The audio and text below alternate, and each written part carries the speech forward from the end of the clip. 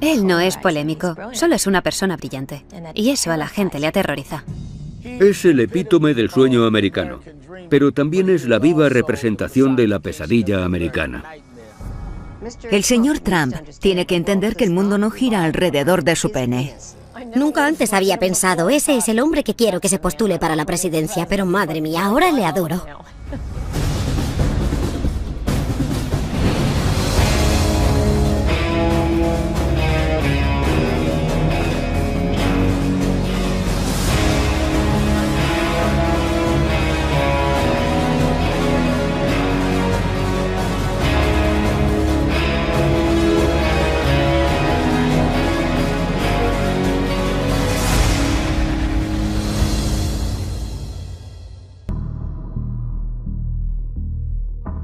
Cuando conocí a Donald Trump, estábamos en sus oficinas en el edificio Trump Tower, y lo primero que hizo fue enseñarme su despacho y me mostró todas las portadas de revistas de él mismo que tenía enmarcadas y colgadas en la pared. Debemos comprender que Donald Trump tiene una imagen muy cinemática de sí mismo. Lo que más le gusta hacer es sentarse en el sofá de su casa a ver películas y comer hamburguesas. Antes de meterse en el mercado inmobiliario, se planteó invertir en la industria cinematográfica. Me dijo que había pensado en mudarse a Hollywood para convertirse en productor de cine. Durante el tiempo que estuve con él no dejaba de hablar sobre películas o actores que le fascinaban. Un día me dijo que Clint Eastwood era la mayor estrella de cine de todos los tiempos. Y entonces me vino la imagen de Clint Eastwood apartándose el poncho por encima del hombro interpretando a El hombre sin nombre, paseando los dedos por encima de su revólver. Así es como Donald Trump se ve a sí mismo. Por eso, entrecierra los ojos. Creo que ha practicado la mirada de Clint Eastwood 1.000.000 de veces frente al espejo. Y se imagina a sí mismo llevando a cabo el rodaje de una película producida por Trump, dirigida por Trump y escrita por Trump. Se titularía La vida de Trump.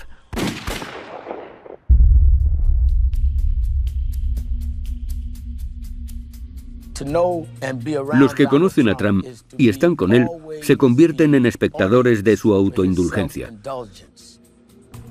Una vez viajé en helicóptero con Don King y Donald Trump y fue algo surrealista, porque me pasé todo el viaje callado, escuchando cómo se contaban el uno al otro lo grandiosos que eran. Y no lo digo como algo negativo, simplemente estaban promocionándose. Ni siquiera escuchaban lo que decía el otro, hablaban sin parar. Cuando llegamos a Atlantic City, dijo, sobrevolad el paseo marítimo, quiero que el reverendo Al vea mi imperio. Y entonces me dijo, soy el dueño de ese hotel y de ese otro, y me enseñó una zona donde pensaba construir el Trump Taj Mahal. Junto al paseo había una zona subdesarrollada mayoritariamente ocupada por afroamericanos y le pregunté, ¿y qué impacto tendrá eso en sus vidas? No respondió a la pregunta, lo único que hacía era fanfarronear y hablar. Recuerdo cuando empezó a ser muy conocido dentro del movimiento Birther. Él insistía en que Barack Obama había nacido en Kenia, con lo cual no estaba cualificado para ser presidente, porque según la Constitución, para serlo debe ser ciudadano estadounidense y haber nacido en el país. Donald Trump decía, no solo es extranjero, sino que es africano, no tiene derecho. Al final tuvimos una reunión con él en su despacho. Me dijo, no soy racista, simplemente tengo dudas sobre el presidente. Le pregunté, ¿qué dudas? Ya han demostrado claramente que nació en Hawái. Han presentado el certificado de nacimiento. No me lo creo, no podemos comprobar su autenticidad. ¿Comprobar su autenticidad? Le dije, señor Trump, usted está jugando con esta idea de que es diferente a nosotros y de que es africano. No ha hecho otra cosa más que divulgar acusaciones infundadas y gratuitas contra el presidente. Pero al final te das cuenta, así es Trump. Y siempre que te encuentres con él vas a recibir el mismo mensaje contradictorio. Por un lado, para algunos de sus simpatizantes, es el epítome del sueño americano. Pero también es la personificación de la pesadilla americana, porque es un tío que tiene todo el dinero del mundo, que puede hacer todo lo que quiera, pero no deja de atacar a los demás y es un resentido. Es como Archie Bunker de la serie All in the Family, pero con miles de millones de dólares. 1, 2, 3.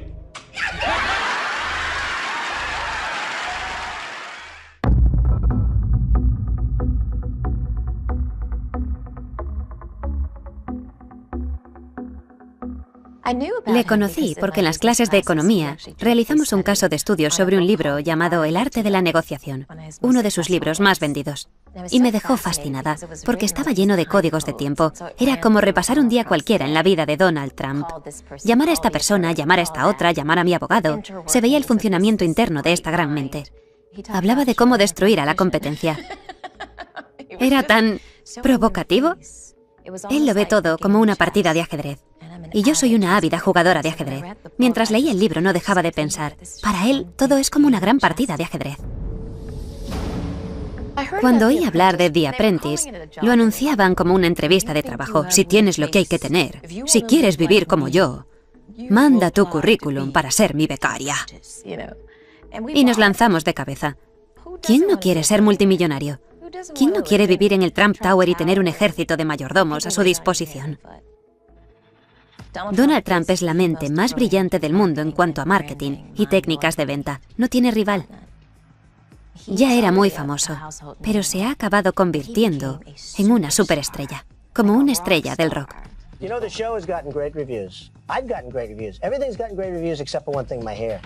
Todo el mundo decía, estás despedido, como en el programa, todos querían estar cerca de él. He visto a gente enamorarse de él nada más conocerle. Gente que le apoya en todo lo que dice, que compra todo lo que vende, que hace cola por él, que le aclama. For President of the United States, and we are going to make our country great again. Sabe que mientras la gente esté entretenida, mientras se sienta cautivada, mientras se mantenga la intriga, van a seguir viéndole, le van a prestar atención. Conoce mejor sus ángulos, sabe qué frases usar para elevar los ánimos, para bajarlos un poco, para dar énfasis, para suavizar. Conoce a su público. Sabe lo que esperan de él y él sabe dárselo.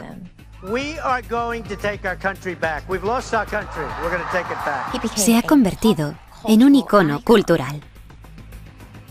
Creo que se ha vuelto adicto.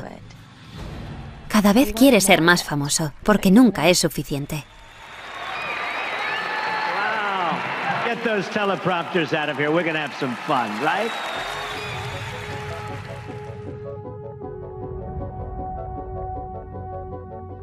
Mira, esta es una de mis posesiones más valiosas. De hecho, la guardo bajo llave. La Academia Militar de Nueva York fue el lugar donde Donald Trump se convirtió en líder por primera vez. Fue la primera vez que estuvo al mando de su propia compañía. En esta página aparezco justo al lado de Donald Trump. Si nos fijamos en esta fotografía del anuario, vemos que tiene una estrella a cada lado del cuello de la chaqueta. Eso es porque era un cadete condecorado. Donald Trump es un líder nato. Aprovechaba su sonrisa y encanto natural para llevarse bien con todo el mundo, y parecía que caía muy bien a todos. Con 17 años ya tenía a 40 cadetes bajo su mando. Era mi capitán, así que le conocí bastante bien. Donald era un chico algo rebelde y necesitaba aprender a canalizar esa rebeldía. Siempre me pareció un hombre con un objetivo muy claro, incluso por aquel entonces. Conseguía que todos cooperáramos para hacer lo que él quería. El sistema de valores que seguíamos era nunca mentir, engañar o robar a otros cadetes. Punto. No es que fuese una regla, era un código de honor que llevábamos dentro. Uno de los cadetes robó a otro. Le robó un mechero de gasolina. Se lo dije a Donald Trump y él dejó bien claro a todos que no quería que nadie hiciese nada, que nadie tomase represalias contra él, y todos le obedecimos. Donald le llevó a la oficina administrativa y expulsaron al cadete. Llevábamos una vida muy organizada. La corneta sonaba todos los días al alba. Teníamos que estar en formación 15 minutos después, listos para pasar revista.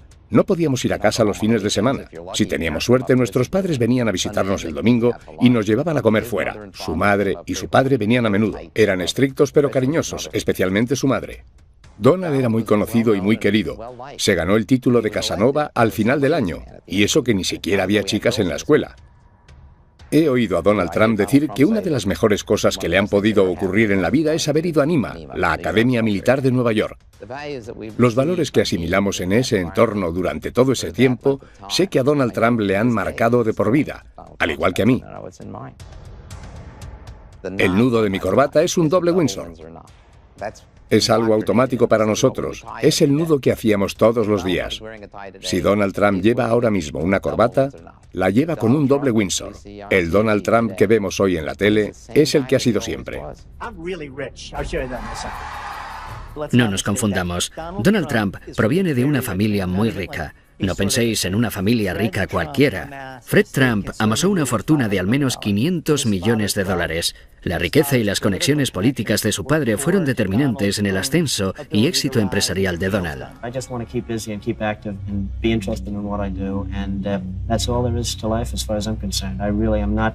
Looking to make tremendous amounts of money. I'm looking to enjoy my life, and if that happens to go with it, that's fabulous.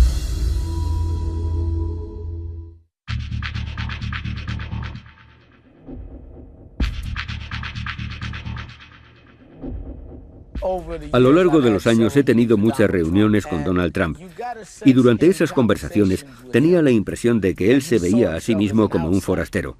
Al principio creía que lo hacía para caerme en gracia, pero la verdad es que lo creía. Sentía que no formaba parte de lo que podíamos llamar la casta de sangre azul que dirigía Nueva York, que se había colado en ese entorno. Y su dinero, su glamour y la fama de su nombre nunca le hizo sentir que formaba parte del gremio del mercado inmobiliario. Él se sentía como un tío Queens. Y no solo parecía querer colarse en ese mundo, sino también ridiculizarlo. Quería rebautizar todos los edificios con el nombre de Trump.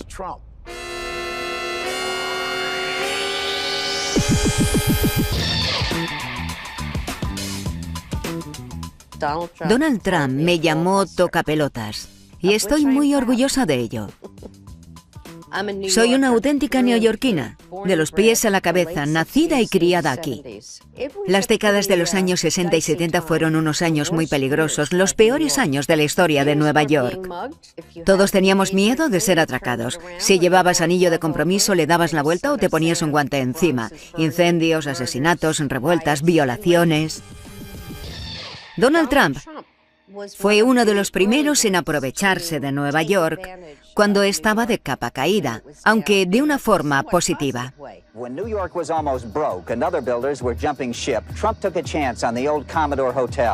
Él entendió que Nueva York tenía problemas o que la cosa estaba a punto de cambiar y se lanzó de cabeza para aprovechar la oportunidad y hacer negocios. Entonces vino al West Side y se encontró con su propio Waterloo. Trump's flashiest project is still on the drawing board. He and architect Helmut Jahn want to build a giant complex of offices, apartments and shops on a 13-block site along the Hudson River. Quería construir un muro de 20 metros a lo largo de West Side, en el cual debajo habría un aparcamiento de 9.000 plazas, un centro comercial de 185.000 metros cuadrados, sobre el cual se erigía un edificio de 150 pisos, el edificio más alto del mundo, flanqueado por otros 6 edificios que también estarían entre los más altos del mundo. Habría diezmado por completo toda la economía en varios kilómetros a la redonda, no solo en el West Side. Trump era una figura muy influyente en esa época. Pidió al ayuntamiento que hiciese modificaciones en las leyes medioambientales y consiguió ponerlas en marcha. La idea de luchar contra Trump nació en la mesa de mi comedor, que es donde normalmente germinan las luchas populares. Organizábamos protestas, recogidas de firmas. Nos apoyaba Tony Randall, Paul Newman, Bill Moyers, Lauren Bacall. En un momento dado teníamos 7.000 miembros. No nos sentíamos intimidados por él ni anulados por su arrogancia. Teníamos una misión. Sabíamos lo que estábamos haciendo. Demandamos al ayuntamiento. Para ello, tuvimos que reunirnos con el gran Donald, que era tan arrogante como cabía esperar.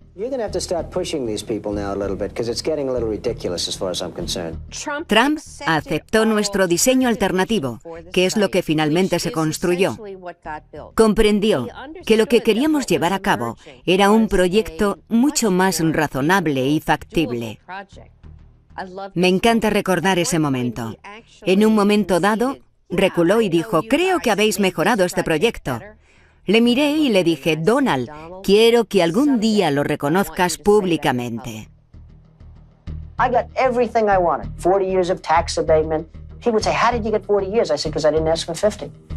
Siempre le digo a todo el mundo que quiero que en mi epitafio diga: Donald Trump me llamó tocapelotas.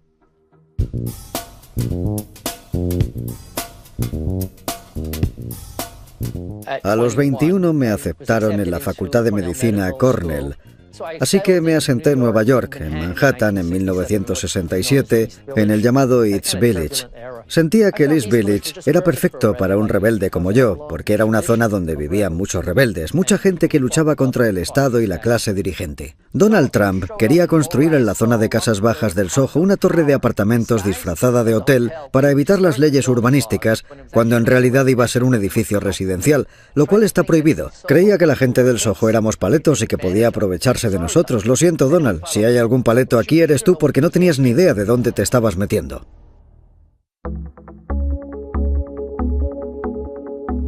Nadie le impone nada a los vecinos de mi barrio. Nosotros somos los que decidimos qué queremos. Nadie puede decir qué es mejor para nosotros. Inmediatamente pusimos una demanda contra la construcción. Sabíamos que iba a ser un edificio residencial, no un hotel.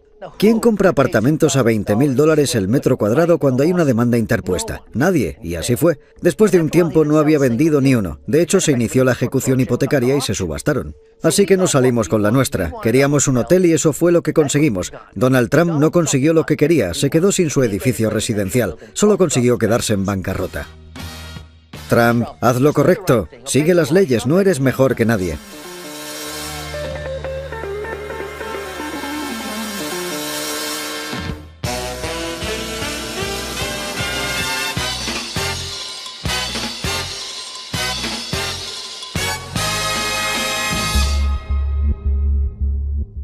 Siempre he sido abogada de derechos civiles, defensora de los derechos de las mujeres, abogada de las minorías que se han visto despojadas y privadas de sus derechos y que no han disfrutado de la igualdad de oportunidades en este país. Hemos defendido los derechos de las mujeres y de las minorías cuando hacerlo era algo muy impopular y controvertido, y sigue siéndolo en muchos aspectos.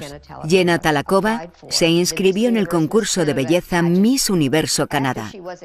Después de ser aceptada, el comité del concurso decidió expulsarla de la competición basándose en un requisito que debían cumplir las participantes: haber nacido mujer.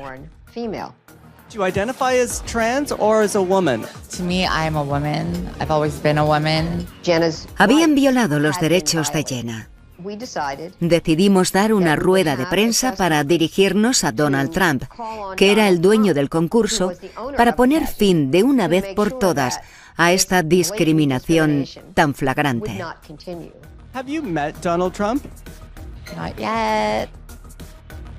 Jenna tenía pasaporte canadiense, su carnet de conducir y su certificado de nacimiento donde se indicaba que era una mujer. Y eso debería ser más que suficiente para el señor Trump. Ella no le ha pedido al señor Trump fotos de su nacimiento para ver su anatomía y para que demuestre que era un hombre. Después de dejar claro que no nos interesaban las fotos de su anatomía, el señor Trump llamó a TMZ para decir que seguramente me quedaría muy impresionada al ver su pene. Yo le respondí: no tengo una lupa suficientemente grande para ver algo tan pequeño. El señor Trump tiene que comprender que el mundo no gira alrededor de su pene ni del de nadie. Si alguna vez el mundo ha sido así, ya no lo es. A mí me pareció muy interesante porque me estaba insultando y atacándome directamente a mí. Esas cosas no me molestan porque el mensaje que yo entiendo es que he ganado la batalla y que tengo razón. Al final cedió. Creo que el señor Trump reconoció que en el fondo se trataba de un problema de derechos civiles. Pero al mismo tiempo, había creado una cortina de humo para no admitirlo. Gloria got involved 2 days afterwards. The decision was already made, so she's obviously just in this for publicity. Had I known she was involved, maybe I wouldn't have made that decision because she's easy to beat. Pero lo irónico de todo esto es que un año o dos después fuimos al canal Fox News y de pronto entró el señor Trump en la sala de espera donde estábamos sentados. Pensé, oh no, no me ha dado tiempo para preparar a mi cliente. ¿Qué va a decirle? ¿Qué va a hacer? Y se acercó, le presenté a mi cliente y él le dijo, tiene usted a la mejor abogada que podría encontrar. No cesa hasta conseguir su objetivo, así que nunca la despida porque no va a encontrar a nadie mejor. Y me sonrió, me estrechó la mano y se fue. Pero por otro lado, su discurso cuando estaba ante las cámaras era muy diferente. A lo mejor el verdadero Donald Trump es una mezcla de esas dos personalidades.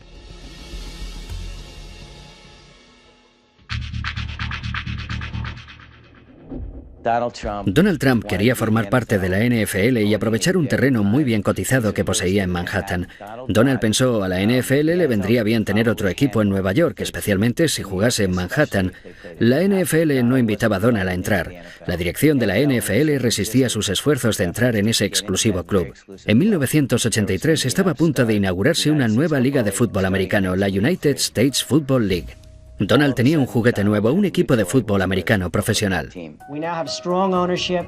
The NFL, when it was most successful, had 6 teams. At its zenith, at its highest point, they had 6 teams. That's the number of teams that we should have. No hacía falta rebuscar mucho para darse cuenta de que tenía otros intereses, sus propios intereses. El objetivo de la USFL era jugar la liga durante la primavera, cuando era la única liga en funcionamiento, cuando no se juegan otros partidos de fútbol americano. Él irrumpió en la escena diciendo, si Dios quisiese que el fútbol se jugase en primavera, no habríamos inventado el béisbol.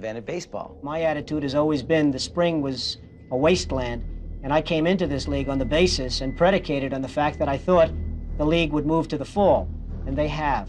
En los 80 solo había 3 cadenas y las 3 estaban ligadas a la NFL. La USFL había decidido trasladarse al otoño. Ninguna de las cadenas quería trabajar con ella, los estadios no estaban disponibles, ya no les quedaba dinero. Según se calculó, habían perdido unos $200 millones. Trump metió a la USFL en una demanda contra la NFL por haber violado los tratados antimonopolio. Based on what everybody tells me, based on common sense of the law, there is virtually no chance that we can lose this lawsuit.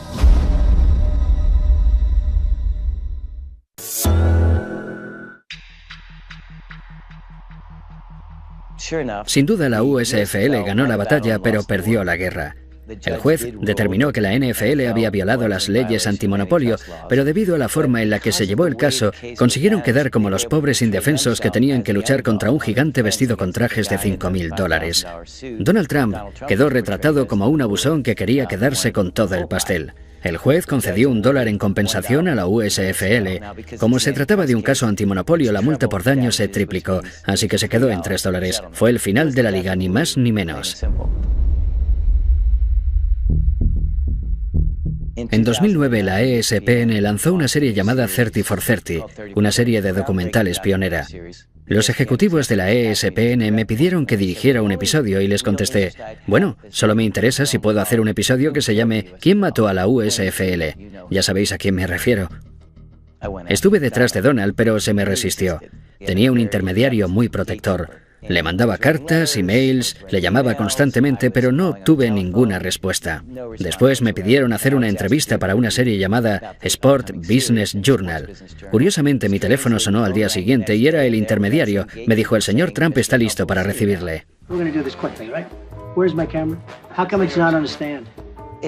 Parecía que no quería estar ahí. Todo le molestaba. Quería pasar a la siguiente pregunta y se notaba que estaba inquieto. Era como un niño pequeño cumpliendo un castigo. Conseguimos justo lo que queríamos, y él se esforzó por defenderse como pudo, pero entonces le di el golpe de gracia. Le enseñé el cheque que el juez le había concedido a la USFL. Quiero que veas esto. Eso le sacaría una sonrisa, ¿no? Pues no. Se acabó. Esa fue la gota que colmó el vaso. Se fue dándome unos golpecitos en el hombro con condescendencia y se marchó de la habitación. Me dijo, espero que entiendas que lo he hecho lo mejor que he podido. Le contesté, bueno, Donald, yo no soy un director de cine y voy a intentar ser todo lo objetivo y justo que me sea posible. Vamos a hacer un estreno por todo lo alto. La ESPN te va a invitar, te mandará una limusina. Espero que puedas venir. Y me dijo, bueno, eso dependerá de ti, ¿no crees? Le mandé una carta y él me contestó, cuando Donald te manda una carta, simplemente coge la que tú le has mandado y escribe encima con un marcador negro. Dijo que era una película barata y que faltaba a la verdad. Terminó diciendo mucha suerte. Firmado Donald Trump. Postdata, eres un pringado.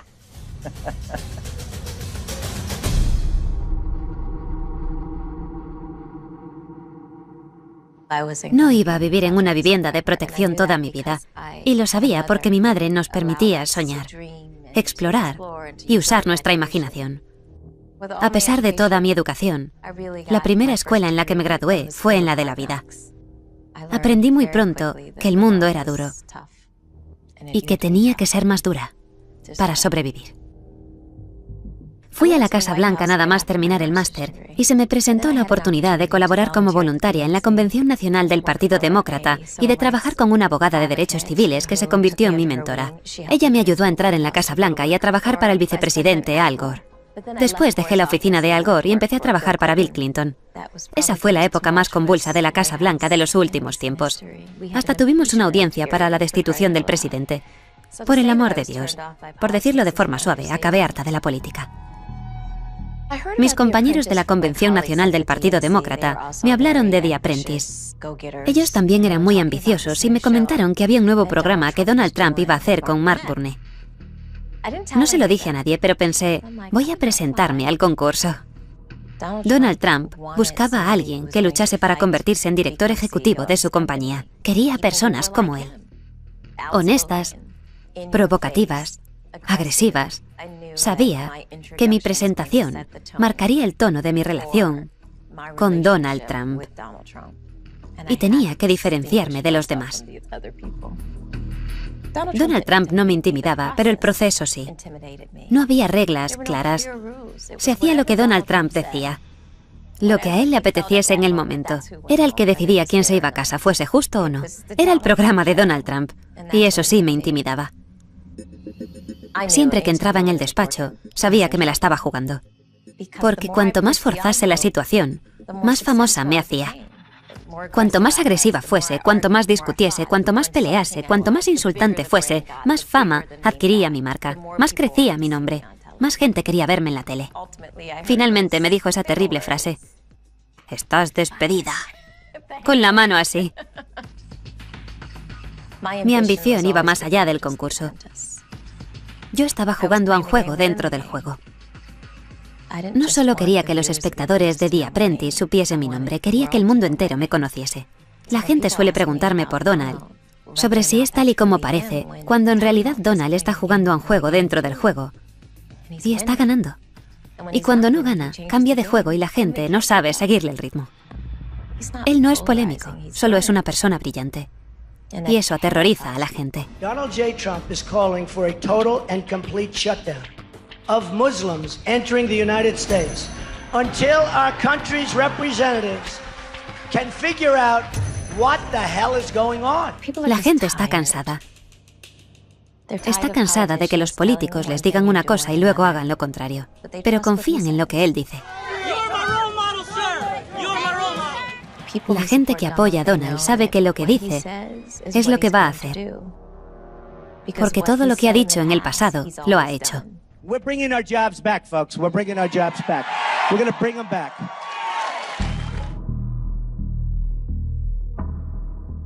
Trump es la estrella de carne y hueso que estábamos esperando. Cuando veo a Donald Trump, veo muchas más cosas y a mucha gente le pasa lo mismo. Pero desde que empezó a postularse para la presidencia, le he visto desde un prisma completamente nuevo. No imaginaba que pudiese convertirse en un candidato serio hasta que dio el discurso de los violadores mexicanos. When Mexico sends its people, they're not sending their best. They're not sending you. They're not sending you. They're sending people that have lots of problems. And they're bringing those problems with us. They're bringing drugs, they're bringing crime, they're rapists, and some, I assume, are good people. Eso no formaba parte del discurso que llevaba preparado, eso le salió del corazón. Yo sabía que en cuanto un candidato empezase a anteponer los intereses de Estados Unidos a los de los extranjeros y a los de algunos plutócratas, ascendería meteóricamente en los sondeos. Llevo mucho tiempo rogándoles a los candidatos presidenciales republicanos, literalmente rogándoles, que incluyan el problema de la inmigración, y nunca me han hecho caso. De repente Trump vio una entrevista que me hizo Jorge Ramos e inmediatamente pidió que le llevasen una copia de mi libro Adiós América.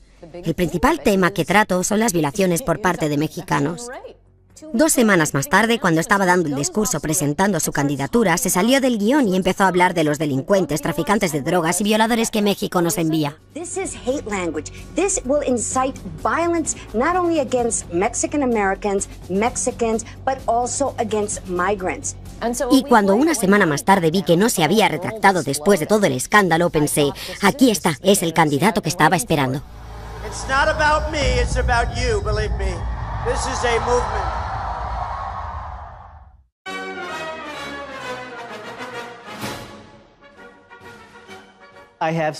He pasado mucho tiempo con Donald Trump. Creo que cuando más estuve con él fue entre 2003 y 2005. Por aquel entonces cubrí un reportaje sobre él para New York Times y después estuve escribiendo el libro. Trump Nation habla de cómo el autobombo le da ventaja, a menudo a costa de mentir sobre sus logros reales, y de cómo estampar su nombre sobre todo tipo de objetos, desde vodka hasta colchones, pasando por ropa interior y rascacielos, es una señal de éxito. Este fue un momento muy interesante para mí. Tenía la oportunidad de escribir sobre una persona cuyo entramado empresarial era un auténtico desastre, pero que al mismo tiempo tenía una imagen pública gracias al programa The Apprentice, donde se mostraba como el dios del mundo empresarial. Hicimos muchos viajes cruzando el país a bordo de sus jets privados. Le encantan las patatas fritas, siempre tenía una gran bolsa cerca. Me llevó en su Ferrari rojo por Palm Beach y me pareció que no sabía conducirlo muy bien. Las marchas hacían mucho ruido cada vez que se paraba en un stop o que arrancaba. Le costaba mucho meter las marchas. Le encantaba que estuviese escribiendo un libro sobre él y creo que pensaba que lo íbamos a escribir juntos. Me sorprendió que estuviese dispuesto a cooperar, pero después me dijo que si le criticaba en el libro, iría por mí personalmente y diría que soy un pirado y que soy escoria y toda esa letanía de insultos tan trillados que le gusta usar. Dan Rather's a loser. Rosie's basically a loser. He's obviously in love with Adolf Hitler in some form. Justo antes de publicar el libro, me pidió que le enviase la portada. Poco después de recibirla, me llamó y me dijo, me encanta, parezco Superman, me encanta. Pero igualmente me demandó. Me puso una demanda por $5.000 millones que creo que es la mayor demanda interpuesta por difamación en la historia de Estados Unidos. Decía que le había hecho un daño irreparable a su reputación y a su solvencia para hacer negocios. Todo se basaba en 3 páginas del libro que se centraban en el valor de su red empresarial, y en ellas hablaba de que él contaba una historia totalmente descabellada y exagerada cuando decía cuánto dinero tenía. Es falso, nunca ha sido el mayor constructor de Nueva York desde ningún punto de vista, ni teniendo en cuenta el valor de sus propiedades ni la cantidad de metros cuadrados que posee. Yo estaba dispuesto a llevar a juicio la veracidad de los hechos de mi libro. Creo que él pensaba que mi editorial se iba a echar atrás. Cuando superó el shock inicial de saber que íbamos a litigar con todas nuestras armas contra él, se dio cuenta de que, como me estaba demandando por supuestamente mentir sobre su riqueza, tendría que enseñarnos todos los recibos de sus impuestos y sus libros de cuentas, y evidentemente nunca los había hecho públicos. Durante el juicio presentamos un recuento del valor de su red empresarial elaborado por uno de sus bancos. Deutsche Bank había valorado su entramado empresarial en 2005 en unos $788 millones, y por aquel entonces él iba diciendo que tenía una fortuna de entre $5.000 y $6.000 millones. Al final contratamos a uno de los mejores abogados de Estados Unidos. Este le preguntó a Donald cómo había estimado el valor de su red empresarial. Y la respuesta de Donald fue básicamente, bueno, depende de cómo me sienta. Depende de cómo me sienta cada día y sobre todo depende de cómo me vea a mí mismo. Le plantamos cara a Donald, le quitamos la máscara para mostrar cómo era en realidad y perdió. Creo que su autoestima y su identidad están demasiado envueltas en esta fantasía de ser un megamillonario. Y en el fondo es una persona tan insegura que si no se muestra como una de las personas que merecen estar entre los 100 o los 200 primeros de la lista Forbes, no es nadie.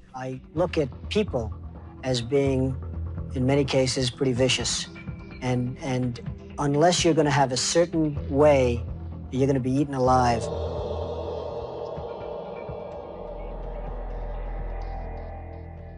Politicians are supposed to make a lot of promises they don't intend to keep.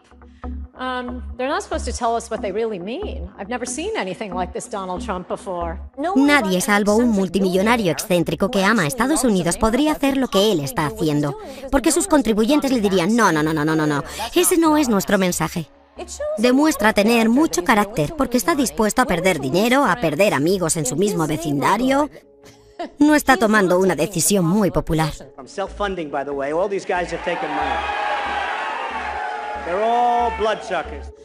Nunca antes había pensado, ese es el hombre que quiero que se postule para la presidencia, pero madre mía, ahora le adoro.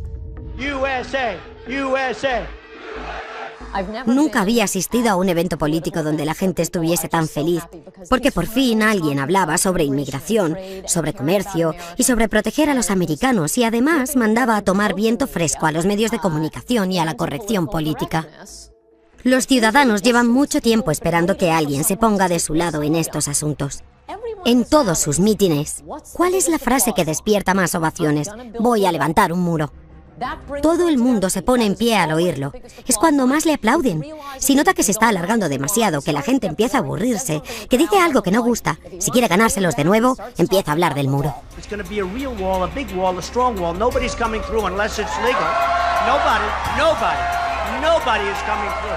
Y los medios de comunicación no quieren hablar de estos temas, simplemente dicen, ¿por qué gusta tanto? No lo entendemos. Pues hablad de los problemas reales. La candidatura de Donald Trump se basa en el colapso del sueño americano. Y no hablo del típico cliché, ni siquiera me refiero exclusivamente al aspecto económico. Tener un trabajo es importante, el respeto por uno mismo es importante. Preocuparnos por nuestra familia, por nuestra ciudad, por nuestro país, en lugar de preocuparnos por el resto del mundo. Es totalmente imperdonable que ningún partido defienda todo esto. Y Trump ha llegado diciendo, voy a poner a los Estados Unidos en primer lugar. ¿Esa es su idea revolucionaria? ¿Y nadie es capaz de competir contra él?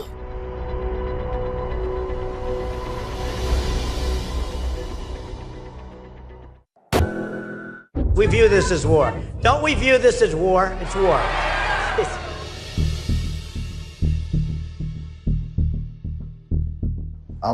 Gran parte del pueblo estadounidense está muy enfadado. No dejan de mandar representantes a Washington para que cambien las cosas, pero nada cambia. Y la cosa va cada vez peor. Y a menos que alguien luche por ellos, nada va a cambiar.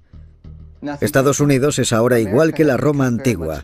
La ciudad se está desmoronando a nuestro alrededor y el pueblo solo quiere ir al Coliseo. Estamos en ese punto y Donald Trump resulta que lo ha comprendido. Muchos dicen que tiene que cambiar esa actitud y tiene que empezar a comportarse como un presidente. Pero lo cierto es que estamos siendo testigos de un combate de lucha libre y si no sabes comunicarte con el público de la lucha libre, no vas a llegar a ninguna parte. Da igual lo lógicos que sean tus argumentos. The world laughs at us. They won't be laughing if I'm president. Creo que el objetivo final de Donald Trump, cuando empezó a postularse para presidente, era desarrollar y afianzar influencias políticas y ganar más poder. Y creo que en algún momento, al ver todas esas masas y toda esa gente apoyándole, empezó a pensar, puedo ganar estas elecciones. Pero en el fondo no estoy convencido de que quiera ser presidente. Creo que si un día se despertase y tuviese que dirigir el país, para él sería una auténtica pesadilla, porque ni siquiera sabe dirigir su negocio correctamente. No es un buen director, pero es un promotor excepcional, y no tiene que dirigir nada mientras que sea capaz de seguir jugando con humo y espejos. Y él sabe jugar con ellos mejor que nadie que yo conozca. We have huge deficits, we have huge unemployment, we have huge problem, and we're not respected. Estoy segura de que me pasaré los próximos 8 años criticándole por haber hecho esto o lo otro, pero creo que va a construir el muro. Creo que va a limitar y a prohibir completamente la inmigración de musulmanes, a reducir la inmigración en general y a deportar a los extranjeros ilegales. Si le quitamos los grilletes a las fuerzas del orden, vamos a librarnos de muchos inmigrantes ilegales, y los estadounidenses llevan mucho tiempo pidiendo a los políticos que lo hagan, pero no les hacen caso. Thousands of people trying to get in. Should we let them in or not?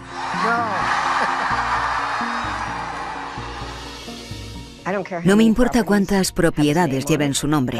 Dios le bendiga, que se haga todo lo rico que pueda. Pero las demás personas también tienen sus derechos.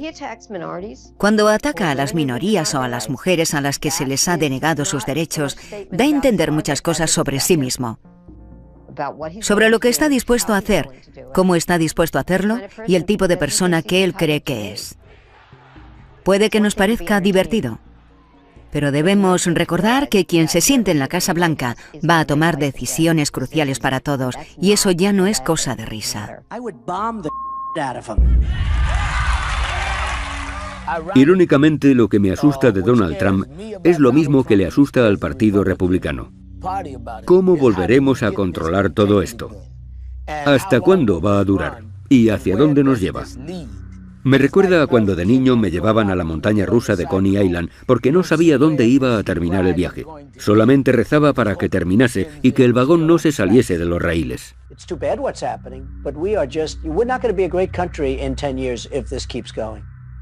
La gente siempre me pregunta, si Donald ganara, ¿te irías con él a trabajar a la Casa Blanca? Y les digo, por supuesto. Creo que servir al país que amo es una oportunidad única que no puedo desaprovechar. Y además me gustan las armas y el dinero. Comercio, tesoro, defensa, exteriores, donde me necesite, señor Trump, ahí estaré. Lo peor que podéis hacer es subestimar a Donald Trump. Nunca, nunca subestiméis a Donald Trump. Creo que la Casa Blanca de Trump tendría unos 50 pisos de altura. Estaría pintada de dorado, instalaría luces intermitentes por toda la avenida Pensilvania. El Air Force One estaría incrustado de diamantes. La televisión emitiría más charlas del presidente junto a su chimenea de las que querríamos ver en toda nuestra vida. Aparte de eso, puede ser un buen presidente, pero cualquiera que piense que Donald Trump va a desaparecer está tremendamente equivocado.